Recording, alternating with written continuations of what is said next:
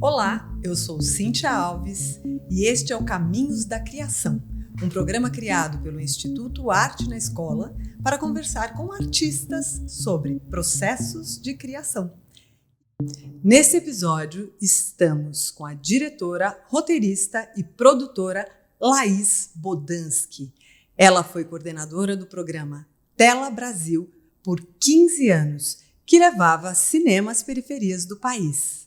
E é uma diretora conhecida em vários lugares do mundo, premiadíssima. Bem-vinda, Laís! Obrigada pelo convite, é um prazer estar aqui. Deixa eu fazer uma pergunta de um jeito que eu ouvi hoje, que pode ser boa. Por que cinema? Por que cinema na minha vida? Por que cinema? Porque você teve uma passagem pelo teatro. Sim. Mas em algum momento não foi o teatro que bastou, ou não foi o teatro o caminho. Por que o cinema foi a arte escolhida? Não é uma pergunta fácil de responder, mas eu tenho algumas explicações, né? Bom, a primeira explicação é que eu sou filha de cineasta. Então, de uma certa forma, eu sempre observei o meu pai no trabalho. Eu, muito pequena, fui em set de filmagem. E é uma profissão encantadora. Meu pai nunca falou faça cinema, mas ele também nunca falou não faça cinema, que eu acho isso importantíssimo. Porque depois, lá na frente, depois do teatro, que eu fiz CPT com Antunes Filho, que eu aprendi, aliás, o respeito pelo mundo das artes de uma forma geral. E depois disso, eu fiz realmente faculdade de cinema. Mas muitos dos meus colegas de faculdade... É uma profissão que, principalmente naquela época, não era fácil começar, porque hoje a gente tem uma estrutura da nossa indústria já muito mais organizada, estruturada mesmo, mas na época não. Então, não era uma profissão muito querida, muito desejada, e as famílias não apoiavam aqueles estudantes ou aqueles adolescentes, aqueles jovens que estavam indo para a vida adulta para fazer cinema.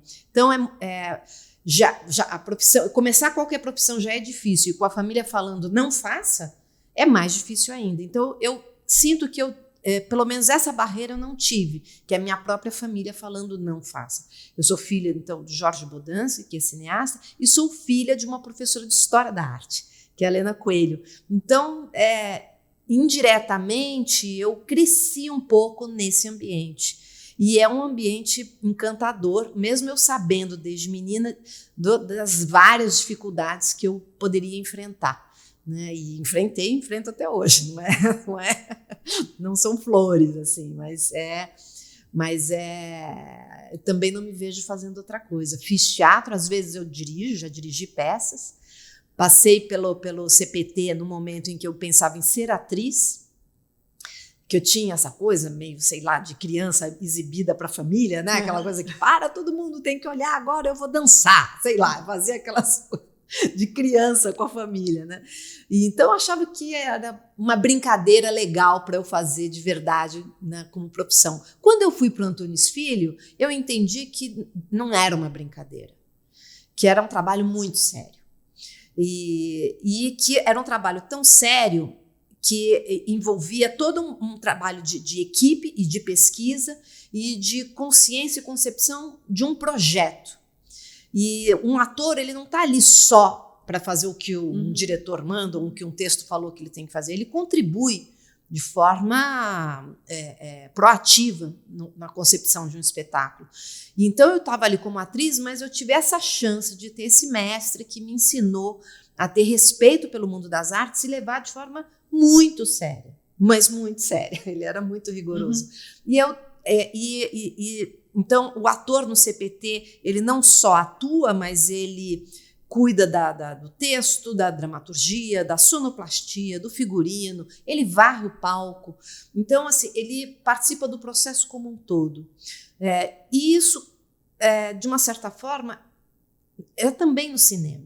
Assim, eu percebi que eu gostava da concepção do projeto, do espetáculo, e eu levei esse aprendizado para o audiovisual, para o cinema. Não foi tão longe, não era tão distante. Eu descobri que eu gostava de estar no palco, mas que eu gostava mesmo era da concepção do espetáculo.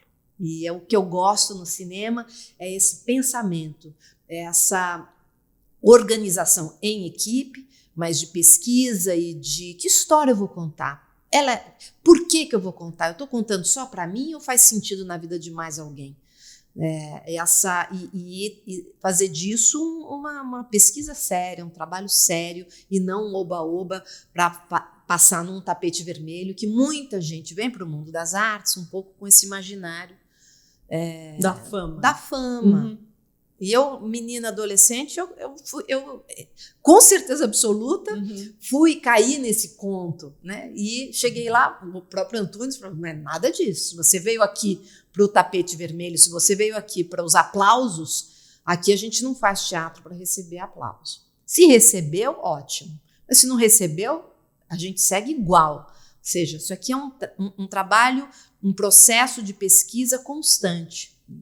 Tá, entendo a similaridade entre o cinema e o teatro, pensando nos processos de criação, mas aí tem um elemento que é a tecnologia. E aí, a minha dúvida mesmo é como é que esse elemento se interpõe?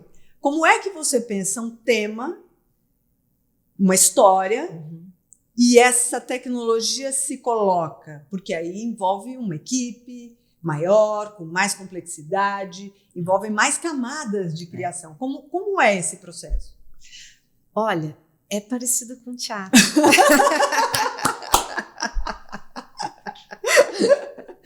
Por quê? Primeiro, o que manda é a história. Tá. A linguagem, ela vem a serviço de uma história que você quer contar, de uma emoção que você quer que aquele público sinta. Né? Então não é só um maneirismo, quero fazer assim ou assado. Assim. Eu tenho que confessar que eu não entendo nada de equipamento nem de tecnologia. Tá. E as coisas mudam numa velocidade tão grande que eu não dou conta mais. Eu já não corro mais atrás. Teve uma época que sim, mas hoje eu já desisti faz tempo, assim, porque quando eu realmente descubro, já está velho, né? Assim, e aí, normalmente, eu vou trabalhar com uma equipe que vem me surpreende assim, não, mas agora tem uma câmera, porque a gente tem uma lente, não, porque agora não é mais dolly, tem um Steadicam pequenininho que faz não sei o quê. Eu falei, uau, que legal! Agora, o que é importante? Às vezes, mesmo você contando uma história hoje, você pode usar a mesma linguagem dos primórdios do cinema. Se a história pedir isso, se você quiser provocar essa sensação no público. Lembro quando eu fiz Bicho de Sete Cabeças, eu tinha um propósito com o projeto, que era causar no público uma indignação, que ele saísse do cinema, nossa, isso está acontecendo do lado da minha casa. E eu fiquei pensando, se eu fizer um filme muito perfeito e muito assim, com uma linguagem talvez mais que na época estava na moda, mais publicitária, em que tudo organizado e colocado, a arte, né, tudo bonitinho. Eu falei, eu não vou causar no meu público a sensação de que essa história está acontecendo de verdade agora. Eu queria que o público saísse da sala de cinema com a sensação de que ele assistiu um documentário. Nossa, isso é urgente, está acontecendo agora. Então eu fiz da linguagem de um filme de ficção como se fosse um documentário. E eu copiei em alguns planos a linguagem de documentário, o movimento de câmera. Eu pedi para determinados atores, quando a câmera entra, por exemplo, pela primeira vez no hospital psiquiátrico, eu pedi para que os atores olhassem para dentro da câmera, que é uma regra que não pode na ficção, você não pode olhar para a câmera. Eu falei ao contrário, olhe, porque eu queria causar essa sensação de, mas não é um filme de ficção? Não, peraí, olhou para a câmera, então isso está acontecendo, sabe? Então, eu acho que é mais importante você ter domínio de linguagem e ter o domínio de saber o que você quer causar no teu público, do que realmente ter o conhecimento todo de uma tecnologia que eu acho que, sim, a tua equipe tem que ter. Isso não há dúvida. E eu confio na equipe que está montando essa família cinematográfica, que está narrando junto. O trabalho antes do set de filmagem é um trabalho você tem muito trabalho de mesa, de leitura de texto, de análise técnica, que chama. né? Assim, nessas reuniões de análise técnica em que você tem todos os representantes dos departamentos ali, é um momento em que se cria muita coisa. Claro que já tem muita coisa adiantada, o roteiro já fechou várias questões, mas é um momento em que a contribuição, você pode decidir, vou usar tal lente, vou usar esse Steadicam, ou vou usar essa tecnologia a favor, ou vou usar o fundo verde para depois a gente aplicar esse efeito que você está querendo, sabe? Então, é coletivo, né? Uhum. Por mais que seja um cinema de autor, eu me considero uma cineasta autoral, que é no sentido de ter uma assinatura, né? Claro que eu também faço cinema que não precisa ser autoral, né? Mas esse cinema que eu falo, não, essa história agora eu vou me dedicar, vou ficar anos aqui nesse projeto, um discurso que para mim é importante, para que outras pessoas escutem. Esse trabalho, claro que tem um filtro que é o meu olhar, a minha opinião, né? Passa por isso. Todo projeto tem um olhar e tem uma opinião, por mais que também não seja um filme de autor. Isso é super importante falar. Não existe algo neutro. Não existe. Tem sempre um discurso e um ponto de vista sendo colocado ali. Mas quando eu faço o meu cinema de autor, sim, tem o meu olhar, mas isso não significa que eu estou fazendo sozinha e que eu não tenho a minha equipe olhando junto, contribuindo para esse olhar. Uhum. Então, nesse sentido que é uma indústria, o cinema é uma indústria, é um trabalho coletivo, eu brinco que é uma indústria artesanal. São as duas coisas ao mesmo tempo, porque ele é muito artesanal e é uma indústria. Então, eu posso entender que quando você vai criar como artista, você pensa nessa criação olhando o seu entorno, o seu contexto, o que é contemporâneo a você, e reflete determinados vários assuntos, temas a partir disso. Sim. No meu último filme, A Viagem de Pedro... Que é uma obra histórica. Que é uma histórica. Exatamente. Mas foi um projeto que eu comecei a escrever assim que eu terminei o Como Nossos Pais. E eu lembro até assim, de como é que eu vou falar de uma época, de um Brasil completamente machista, patriarcal, em que isso era absolutamente normal, sem emprestar meu olhar contemporâneo. Então, eu emprestei meu olhar crítico para aquela época. Agora, talvez esse filme, daqui 50 anos, esse olhar crítico meu contemporâneo já fique ingênuo, seja pouco, ou seja... Não sei, a gente não sabe como vai evoluir. Hoje, eu só podia contar a história de Dom Pedro I desta forma. Não dava para contar de outro jeito, porque senão eu não estaria conectada com o meu tempo. Agora, como é que faz para ficar conectado com o seu tempo?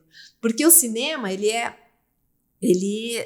quando você escreve, até o filme chegar no público, tem uma defasagem aí, que hoje a sociedade muda muito rápido. Nosso vocabulário muda muito rápido. Quando eu fiz As Melhores Coisas do Mundo, eu lembro que na pesquisa foi a primeira vez que eu ouvi a palavra bullying. E eu falei, era uma conversa com adolescentes e eles falaram, não, porque o bullying, eu falei, o quê? Desculpa, não entendi. Aí eles me explicaram o que era bullying.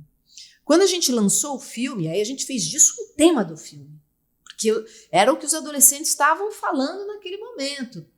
E quando o filme foi lançado, era quando a palavra, esse vocabulário, esse entendimento do bullying já estava... os adultos já tinham incorporado, as escolas começaram a falar e o filme chegou junto. Assim, então, a gente percebeu antes o tema urgente que a sociedade ia debater daqui a pouco. Eu acho que isso o cinema faz muito bem, porque a preparação ela é tão importante que, de uma certa forma, você pega temas urgentes que já estão no ar, ele já existe, são angústias que a sociedade já está vivendo, mas sem ela ter formalizado ainda como um discurso claro ou numa matéria de jornal. Mas você pesca no ar. Quando você faz uma entrevista aqui e outra, ele falou, opa, esse adolescente falou isso. Aí você vai num outro grupo, o adolescente falou a mesma coisa, mas eles nunca se encontraram. Isso é um tema que para eles é urgente. E daqui a pouco a sociedade vai falar sobre isso. Na questão da Viagem de Pedro, um filme que se passa num Brasil em plena escravidão, né? Assim, e, ao mesmo tempo, hoje a gente tem uma sociedade com uma consciência de ações afirmativas que há 10 anos atrás não existia. Não existia nem a expressão ações afirmativas, política afirmativa. Se você falasse, ia ser igual eu ouvindo bullying pela primeira vez. Oi, o quê? Você pode me explicar o que é isso? Hoje em dia, não. As pessoas já sabem. Quando eu comecei o trabalho da Viagem de Pedro, na pesquisa e conversando com as pessoas pretas começaram a falar, botar o dedo no roteiro. Falou, olha, isso aqui, você pediu para eu ler, o meu comentário é esse. Eu falei, nossa, tá. Então, peraí. Aí vem a atriz no set de filmagem e fala, essa cena não dá, Laís. Não vou fazer a cena que, no final, eu estou fazendo um discurso através do meu corpo, que é o contrário daquilo que eu acredito. Então, o que a gente faz? Mudamos a cena. Ou seja, estava vivo ali, sabe? E ainda bem que eu acho que a arte você faz com essa escuta. Se você não faz com essa escuta, o teu filme nasce velho.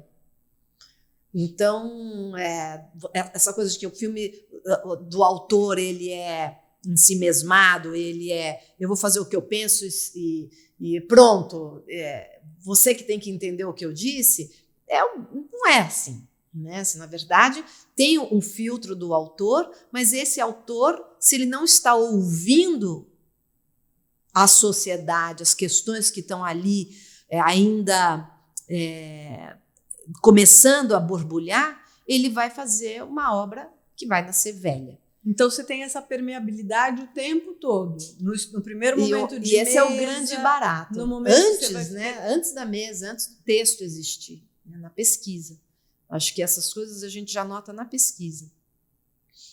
Uma boa pesquisa, você consegue trazer uma... E uma pesquisa, ela nasce ainda no projeto de desenvolvimento da ideia, num argumento, que isso depois vai virar um roteiro, mas depois, no set de filmagem, você também tem que estar antenado e com essa escuta. E na montagem, é a tua última chance de estar antenado com essa escuta, porque depois que você fechou o corte, acabou. Dá para editar.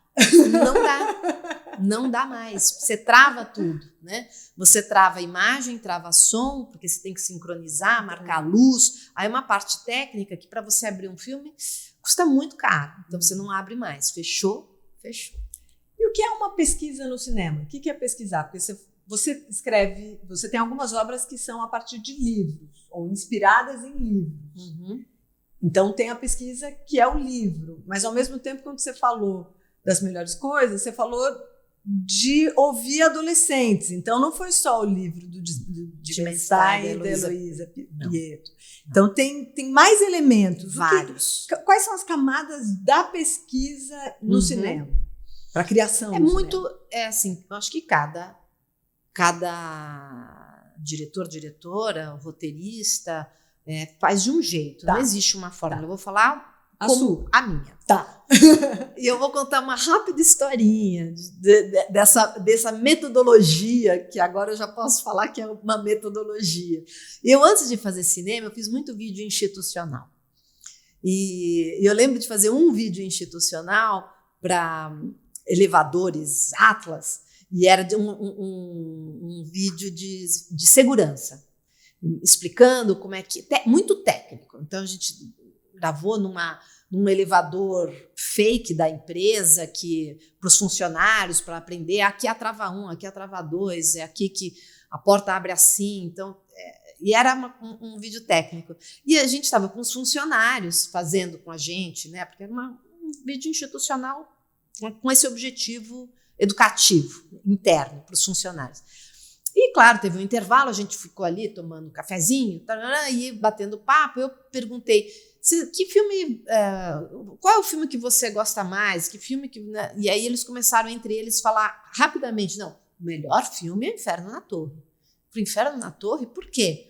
Não, porque no Inferno na Torre você tem um elevador, quando o prédio começa a pegar fogo, o elevador despenca, e aí a trava 1 falha.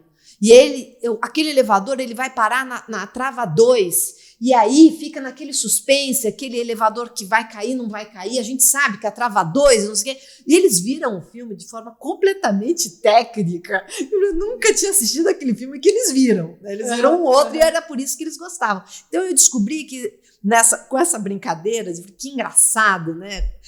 Existe sempre um público que eu considero um público especialista naquele assunto, daquela história que vai ser contada. Tá. Se você não conquista este público, é um público pequeno, especialista naquele assunto. Se você não convence aquela pessoa daquela história, daquele tema, você não vai convencer mais ninguém. Mas se você consegue atingir exatamente esse alvo certeiro, tem uma grande chance disso transbordar para outros públicos e não ficar um filme bobo e uma grande farsa.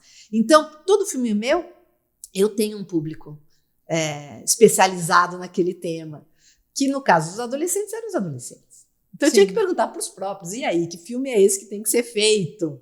Ou que não deve ser feito? Eles deram todos os nortes para a gente. Então, claro que a gente tinha, o filme é inspirado na série de livros, Mano, mas tem um personagem, tem um porquê da história, a gente sabia que temas a gente gostaria de abordar, mas assim, o como e exatamente o que dentro daquele tema, os adolescentes eles deram tudo para a gente nessas grandes conversas. Né?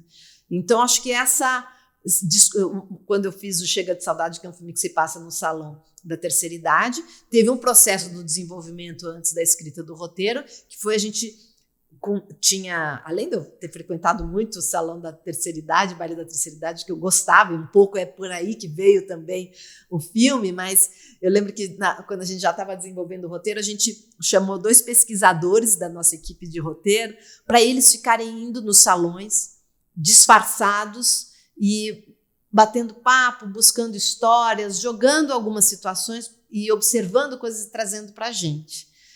E muitas das coisas, o filme, a gente trouxe dessa pesquisa em loco, tanto trouxe que uma das personagens do filme, vivida pela Maria Flor, que faz a personagem da Bel, é inspirada diretamente na Dani, que era esta menina que ia nos salões de baile, e ela trazia a emoção dela no salão de baile. E aí, um dia ela veio fazer a entrevista, bater papo com a gente, trazer a pesquisa, e ela veio de saia. E aí eu falei, por que você veio de saia? Não, porque depois daqui eu vou lá para o salão. Ela começou a frequentar o salão, já não era mais nem para pesquisa, era porque ela queria. Ela mergulhou tanto, eu falei, a gente incorporou esse sentimento dela numa personagem. Né? Essa menina deslocada daquele mundo de pessoas bem mais velhas e que se encanta aos poucos por aquele espaço. Né? Então, acho que é isso. Assim, não tem uma fórmula, mas tem a maneira de você se aproximar do tema com respeito, que é, eu não sei. E eu vou perguntar para os especialistas o que é e como com a máxima verdade de sentimentos e respeito sobre aquele assunto, para não virar uma caricatura. Acho que desde o Bicho de 7 Cabeças já tinha essa preocupação de não falar sobre o universo do sofrimento mental como uma caricatura. Então, eu acho que e tem que ter tempo. Eu acho que toda pesquisa, você precisa do tempo. O tempo está a seu favor. Todo mundo fala, Laís, mas demora tanto um projeto de um filme para o outro. Eu falo, não tem problema. Para mim, a demora não é um problema. Aliás, é uma solução. Eu gosto que demore. Parte da formação do cineasta é aprender a escutar. Sim. Né? Se a gente fosse pensar numa formação... Do meu cinema, tá? Do seu cinema, ok. Isso também estamos aqui falando do seu processo. Não é uma regra. Sim. Que tem que ser copiada e se não for assim, não é. Do seu processo. Sim, do meu processo. Como seria a sua formação ideal? Assim, olha, para mim, as coisas que formaram a minha forma de fazer cinema passa por isso, por aquilo. O que está nesse seu processo formativo? Olha, eu sinto muita falta de uma formação, um estudo sobre a psicanálise e entender mais como as pessoas, o porquê as pessoas se comportam desta forma. Para a escrita faz muita diferença você desenvolver um personagem com um domínio da lógica do pensamento daquela pessoa, do que você inventar do nada, né? Assim, e é muito engraçado que eu descobri, eu adoro cinema argentino, e durante muito tempo o cinema argentino ficou conhecido como cinema de personagens. Depois eu descobri, falei, que engraçado, porque realmente, né, a gente tem essa coisa, né, Brasil e Argentina, não é só futebol, no cinema também tem, né? Eu falei, filhos da mãe fazem cinema tão bem, por que o cinema deles tem sempre personagens incríveis? Todo mundo agora ali na Argentina sabe escrever sobre personagem? Como assim? Depois eu entendi, muito tempo depois, que na escola, no ensino médio na Argentina, eles têm uma matéria que é psicologia. E eles estudam Freud, estudam a história da psicanálise, eles estudam comportamento como formação deles. Então, essa galera que sai do ensino médio e vai fazer cinema, já começa casinhas lá na frente. Então, é absolutamente natural que eles desenvolvam personagens mais complexos, uma lógica comportamental que a gente se emociona e fica tocado por eles, né? Você falou de escola, do ensino médio. Como é que era você na escola? Você já era uma menina que pegava os amigos, ia contando história, fazendo teatro. A gente não tinha esse recurso tecnológico, celular não existia, câmera era uma coisa mais complicada. Mas como era o seu comportamento na escola? Já tinha o cinema de alguma forma, o teatro vivendo ali? Já fazia curso de teatro, antes até do Antônio Filho, né? Eu fazia curso de teatro para adolescentes. Mas eu sempre fui muito tímida. E apesar de eu estar aqui falando com você, eu sou uma pessoa tímida. É truque. É técnica. Mas, então, assim, não foi... Não é, eu acho que você trabalhar com o mundo das artes, você não tem que ser uma pessoa extrovertida. Não acho que tem um pré-requisito.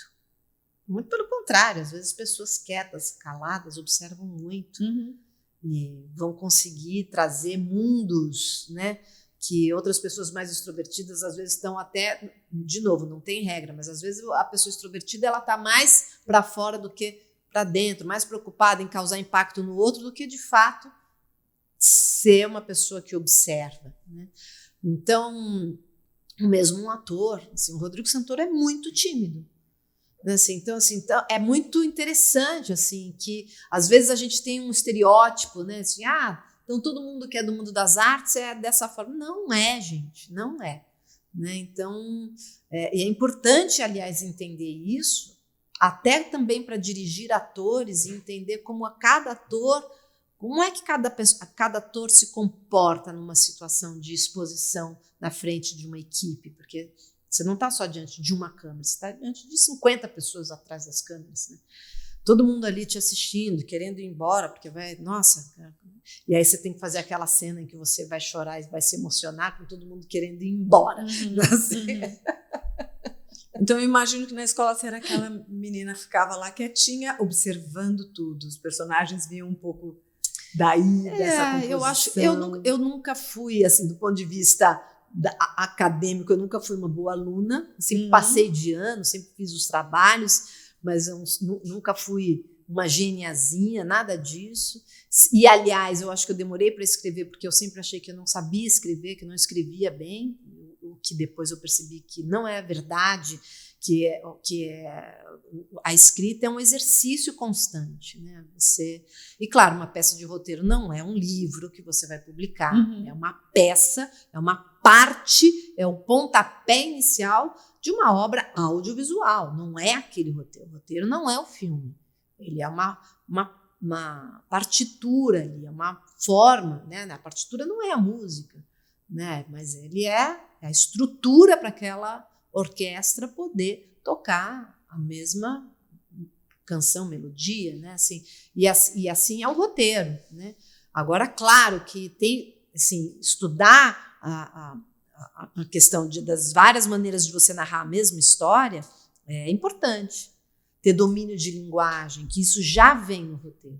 É muito importante que venha, porque depois, às vezes, você quer correr atrás e você não consegue mais. Você tinha que ter organizado a filmagem, a equipe, antes. Então, muitas ideias estruturantes, elas já têm que estar ali no papel. Então, assim, da escola, eu acho que tem essa... Por exemplo, eu antes de... Minha formação não foi uma linha reta. Eu fiz o ensino médio, fiz teatro no CPT com Antunes Filho e fui fazer geografia. Fiz um ano de geografia e depois fui fazer cinema na FAAP. E esse um ano da geografia foi fundamental para mim também, por incrível que pareça. Né? Para descobrir o quê? Por exemplo? Eu acho que assim, eu fui para a geografia pensando mais na geografia do ponto de vista da economia social. Cheguei lá, descobri a geografia física e fiquei encantada, quase virei cartógrafa. Gostei desse negócio, jamais imaginei. Mas eu acho que a minha experiência, eu lembro que eu fiquei pouco tempo, mas um dos trabalhos que eu fiz, que era uma matéria que era justamente pesquisa, como desenvolver um projeto. E eu resolvi fazer um roteiro. E eu lembro que o professor achou uma ideia tão diferente, achou incrível, me deu 10 só porque eu tive a ideia de fazer um roteiro. Era, na verdade, só sabia fazer desse jeito, né? Não sabia fazer de outro. E fez sentido. Então, e aí eu lembro, era um roteirinho sobre economia informal. E deu vontade de fazer aquele pequeno documentário. Ou seja, em qualquer área, de uma certa forma, sobrepõe, né? Assim, e eu acho que eu gosto de fazer cinema é isso, porque eu sou obrigada a estudar várias áreas para eu poder falar com um mínimo de domínio sobre aquele assunto. Né? Assim, claro que não vou virar uma especialista, eu tenho que contar com os especialistas, sim. Mas é muito gostoso você investigar mundos um mundo que não me pertence. Volta à ideia da permeabilidade, né? São muitos assuntos, são muitas pessoas. Infelizmente, a nossa conversa está chegando ao fim, está muito gostoso. Queria fazer muitas outras perguntas, mas agradeço a sua presença, agradeço você estar aqui, ter aceito o convite do Instituto Arte na Escola para bater esse papo aqui com a gente. Que bom, adorei o papo, espero que eu tenha contribuído aí de alguma forma para quem quiser ou não fazer cinema. Pega essa forma de se comportar e de ver o mundo e aplique em outras coisas, que isso eu acho que é uma das coisas mais incríveis no mundo das artes. Né? Ela não tem um fim só nela mesma, você usa isso para qualquer área. Muito obrigada. Valeu. E este foi o Caminhos da Criação, um programa criado pelo Instituto Arte na Escola para conversar com artistas sobre processos de criação. E até a próxima. Tchau, tchau!